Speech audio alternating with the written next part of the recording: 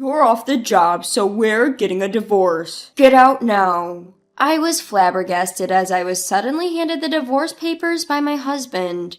Can you give me some time to think? When I asked this, my husband Paul granted me a grace period up until the next day and left the room.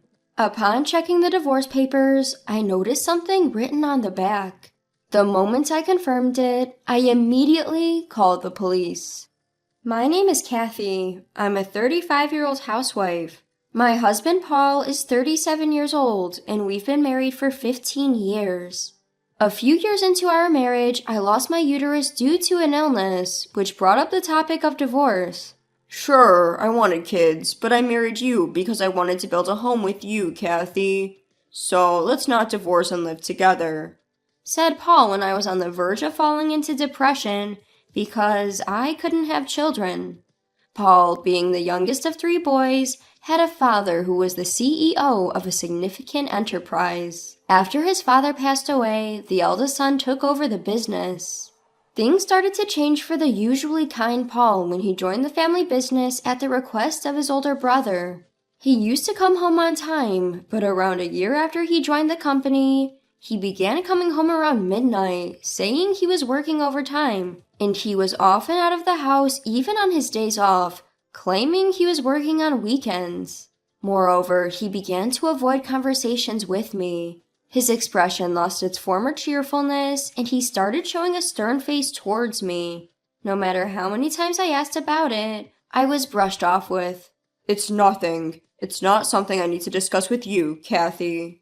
I started to feel suspicious about Paul's behavior and tried to have a discussion several times, but he found a way to refuse every time. I was sure something had happened either in the family business or at his parents' house. Did my mother-in-law say something to him? I started to think.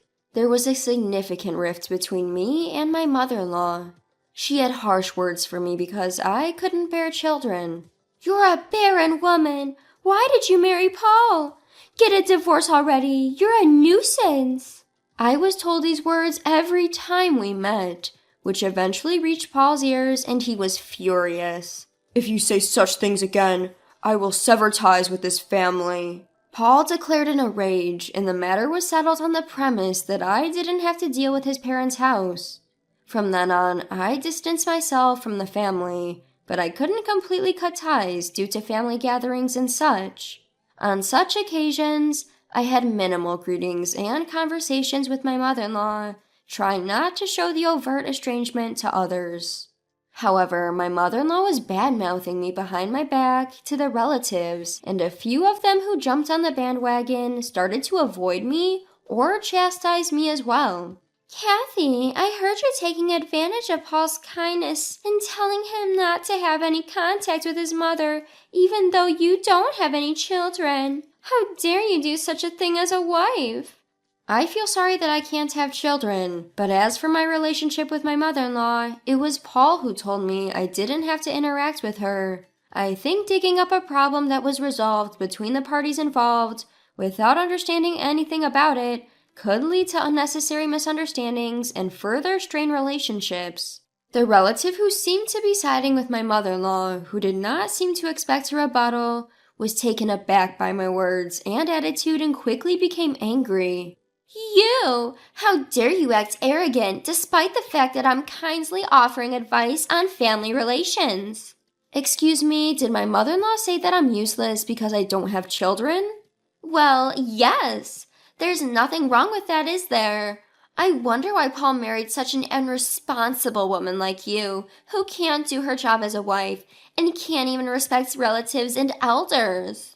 "Why, indeed? Oh, by the way, Paul has decided to cut ties with his family if his mother calls me things like useless for not having a child or stone woman. What will you do when that happens?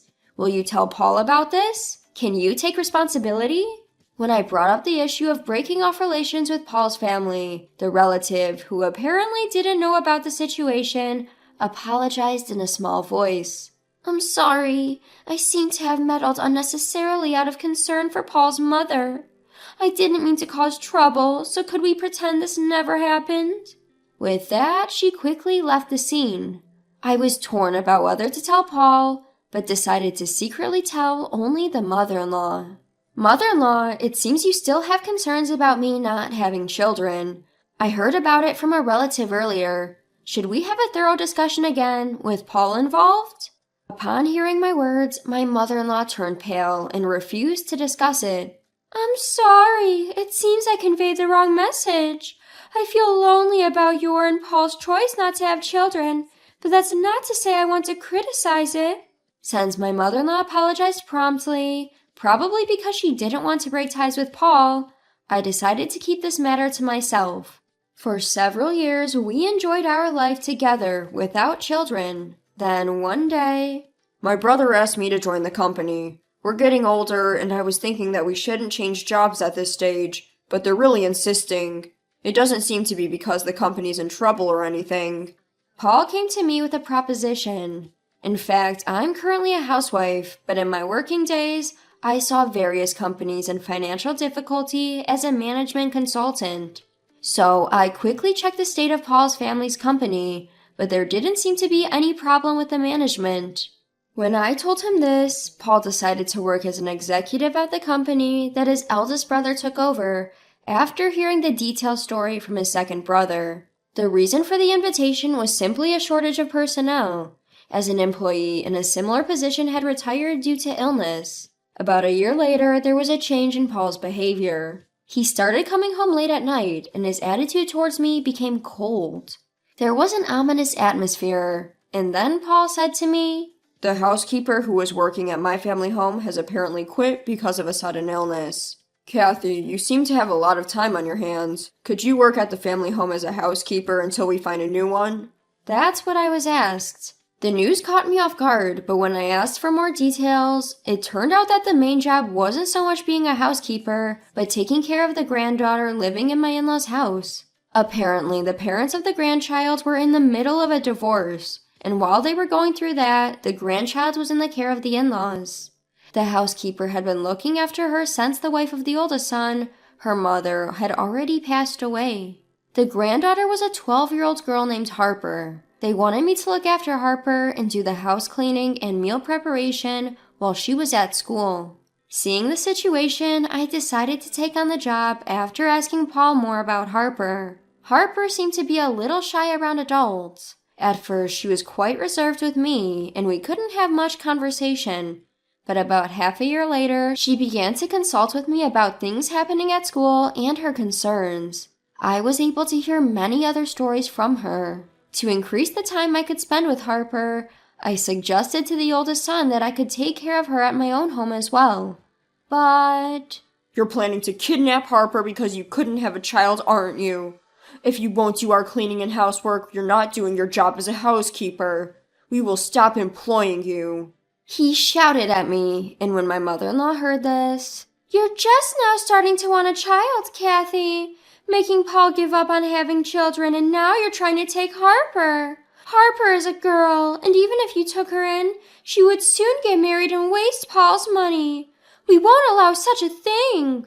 I was rejected. Despite not suggesting to adopt Harper, the mother-in-law and oldest son exaggerated the story and blamed me because we don't have a child.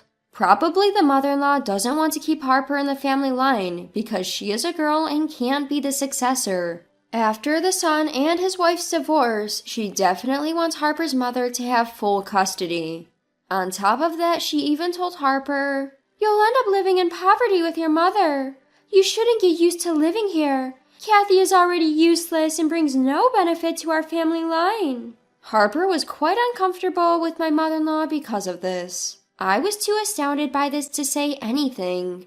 I tried my best to keep Harper in good spirits while I was at the in-laws' house, making her favorite food and preventing her from interacting with my mother-in-law as much as possible.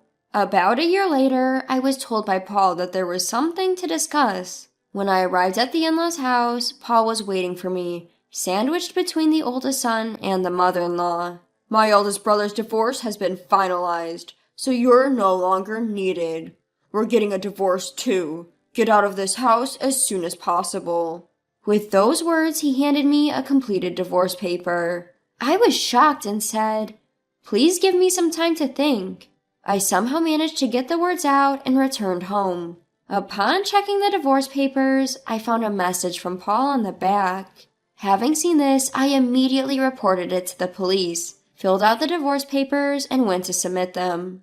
A few days later, having moved to my new house and living alone, I was called to my in-laws' home due to a message from Paul. There, my mother-in-law, the eldest son, and Paul were waiting with stern faces. "How could you do this? You've taken away Harper's father, grandfather, and loving grandmother, and then you're pushing the child support on us?" Taken Harper's father away? Was he even being a proper father to Harper in the first place?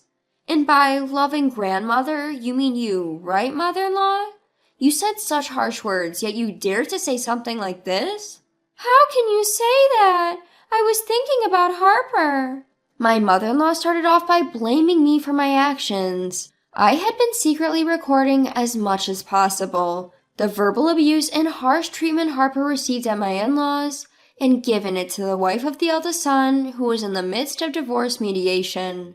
Thanks to that, the custody was successfully transferred to the mother, and it seems that the mother-in-law was harshly blamed by her eldest son. Do you think you can get away with this after what you did to my son's family? We're divorced, so it doesn't matter anymore. When I said this, Paul, who had been silent up until now, opened his mouth. This isn't my family. I have nothing to do with you people anymore. What are you saying? What do you mean? As not only my mother-in-law, but also the eldest son were surprised by the words of Paul and me, we ended up explaining everything to them.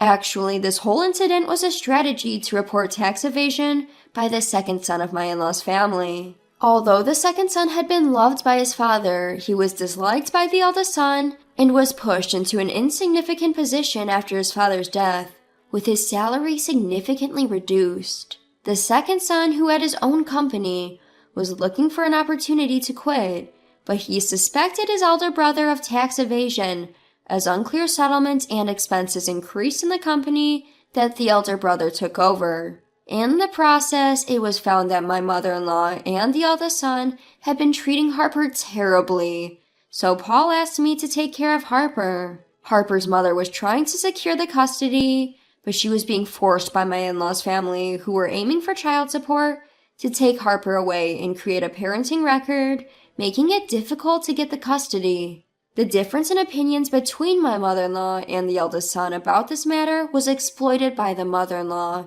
who often said such words to Harper. I was recording these words as much as possible and documenting the toxic environment at my in-laws' family. I was collecting evidence so that the mother could win custody. It seemed that Paul's strange behavior was due to the illicit acts of my in-laws' family, the situation Harper was in, and his anger at the attitude of the mother-in-law and others.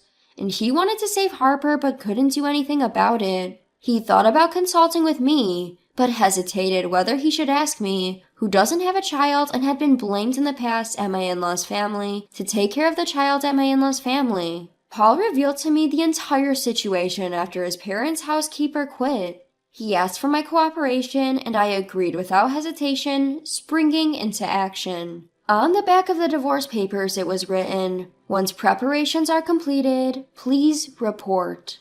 Once I explained all this, the eldest son changed color and approached Paul. So, you guys reported it. What about the company? It's going to be ruined, isn't it? Paul calmly responded, It's okay.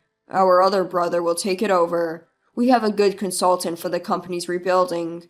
You don't have to worry about anything. Just serve your time for your crimes. Thank you for all your efforts in tax evasion and fraud. Paul then called somewhere. So, as decided at the general meeting, you're dismissed. It would really help if you could sell this house for debt recovery.